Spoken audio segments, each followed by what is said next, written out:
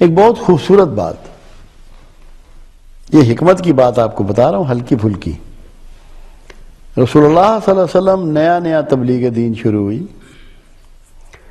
تو ابو طالب آپ کے چچا بیمار ہوئے۔ اب یہ آپ کو دعوت کا ایک اسلوب، ایک انداز، جو لوگ دعائیں کرتے ہیں اور دعاؤں کے لیے مارے پھرتے ہیں، ان کے لیے بھی اس میں بہت بڑی گائیڈنس، ٹیچنگ، ایک ایک لفظ میں میرے حکمت پوشیدہ اور چھپی ہوتی۔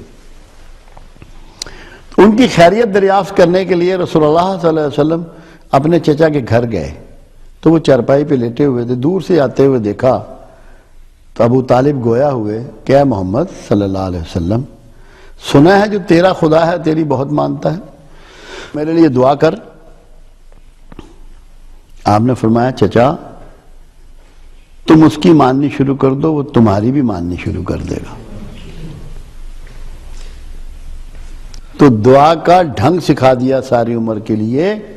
جس کو یہ شک ہو کہ میری دعائیں اللہ قبول نہیں کرتا، وہ حکمت رسول سے سیکھے کہ تم اللہ کے فرما بردار ہو جاؤ، تمہاری دعائیں قبول ہوں گی۔ بغاوت تو اللہ سے جاری، فرار بھی اللہ سے جاری، اور دعائیں بھی قبول ہوں، یہی سکھا دیا کملی والے نے کہ فرما برداری اختیار کرو پروردگار کی، تمہاری سنے گا، تمہاری دعائیں قبول کرے گا۔ کتنے ہلکے پھلکے انداز میں ایک بات بتا دی، ایک اسلوب دے دیا۔ یہ ہے وہ چیزیں جو ہم اپلائی نہیں کر رہے۔ ہم دعاؤں کے لیے جاتے ہیں بزرگوں کے پاس، انہوں نے کبھی نہیں کہا کہ یار اللہ کی فرما برداری اختیار کرو، تمہاری دعائیں قبول ہو جائیں گی۔ انہوں نے کبھی کوٹ نہیں کیا اس بات کو کہ اللہ کے حبیب نے تمہیں کیا ٹیچ کیا ہے۔ یہ وہ حکمتیں ہیں جو ہلکے پھلکے انداز میں میرے آقا نے پریکٹس کر کے آپ کو سکھائیں۔ آپ دیکھیے، اللہ نے کہا کہ اپنے عزیز و اقربا کو میرا ڈر سناؤ، تو آپ نے بنو ہاشم کو دعوت دی۔ سب سے پہلی بات یہ ہے کہ ان کو کھانے پہ بلایا۔ آپ کے لیے ایک اسلوب دے دیا، ایک ڈھنگ دے دیا کہ جب تم اللہ کی بات کرنا چاہو ان کی تواضع ضرور کرو، کیونکہ کھانے میں ایک اٹریکشن ہوتی ہے، ان کے لیے کچھ اٹریکشن پیدا کرو، سوکھی سوکھی بات نہ کرو۔ تو پہلی مرتبہ تو وہ لوگ کھانا کھا کے بھاگ ہی گئے، انہوں نے بات ہی نہیں سنی۔ آپ نے پھر دعوت دی اور پھر کھانے پہ بلایا۔ تو دعوت کیا دی؟ اے لوگو، میں نے ایک عمر تم میں گزاری، اپنی گزاری ہوئی عمر کو بطور سٹرینتھ کے پیش کیا،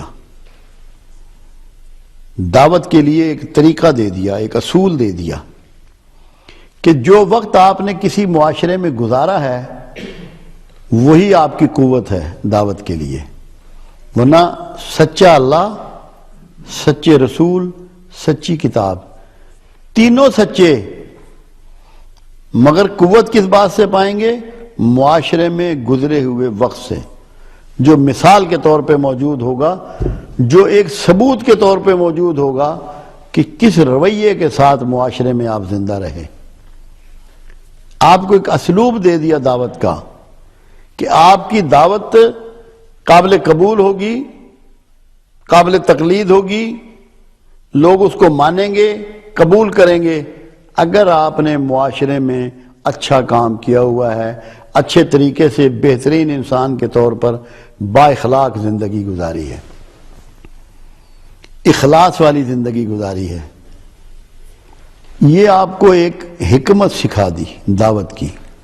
اب آپ دیکھتے ہیں کتنے مراکز ہیں دعوت کے، بے شمار مرکز موجود ہیں، ادارے موجود ہیں، کتابیں موجود ہیں، رسائل موجود ہیں، ریڈیو ٹیلی ویژن موجود ہے، انٹرنیٹ موجود ہے، اثرات سے خالی۔ کیوں؟ کبھی سوچا؟ اسلام صرف سنایا جا رہا ہے، دکھایا نہیں جا رہا۔ جب تک کہ ڈیمانسٹریشن نہیں ہوگی دعوت کی کوئی ویلیو نہیں۔ اسی لیے جو کچھ 40 سال تک مکے میں میرے آقا نے ڈیمانسٹریٹ کیا اس کو بطور سند کے پیش کیا۔ آپ اگر آج بھی لوگوں کو سنائیں نہیں، اسلام دکھائیں، آپ یقین کریں انقلاب آ جائے۔ یہ جو بے شمار لوگ لاہور میں مسلمان ہوئے کہ علی بن عثمان حجویری یہاں آئے، وہ تو تقریریں نہیں کرتے تھے، ان کو تو آتی نہیں تھی یہاں کی زبان، انہوں نے اسلام دکھایا۔ اور بنو ہاشم کے ساتھ جو آپ کا خطاب ہے پہلا، اس میں آپ کو یہی ٹیچنگ ہے، اپنے رویے سے معاشرے کو اسلام دکھاؤ،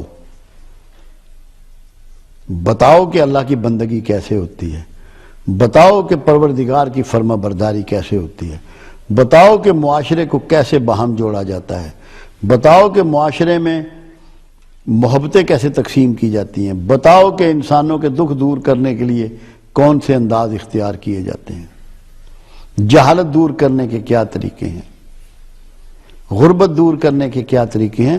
صرف ایک لفظ کے ساتھ آپ نے یہ پوری وضاحت دے دی اور ہمیں ہمیشہ ہمیشہ کے لیے یہ راستہ دے دیا کہ جب تک ڈیمانسٹریٹ نہیں کرو گے اللہ کے دین کو، اس کے اثرات نہیں آئیں گے۔ ایک لفظ میں کتنی بڑی حکمت ہمیں عطا فرما دی میرے آقا نے۔ ہمیں حکمتوں کو سرکار سے سیکھنا ہے۔ یہ حکمتوں سے خالی ہماری زندگی نے ہمیں مفلوج بنا کے رکھ دیا ہے۔